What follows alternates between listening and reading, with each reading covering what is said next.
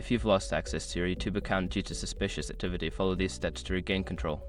This guide will help you navigate the recovery process effectively. Step 1. Visit the YouTube sign-in page. Go to the YouTube website and click on the sign-in button. Enter your email address associated with your account to begin the recovery process. Step 2. Click on Forgot Password. After entering your email, if you can't access your account, click on the Forgot Password link. This will initiate the account recovery process. Step 3. Verify your identity. You will be prompted to verify your identity. Follow the instructions provided, which may include answering security questions or receiving a verification code via email or SMS. Step 4. Change your password. Once your identity is verified, you will be given the option to change your password. Choose a strong, unique password that you haven't used before to enhance your account's security. Step 5. Review account activity. After regaining access, review your account activity for any unauthorized changes or uploads. Check your settings and enable two-factor authentication for added security.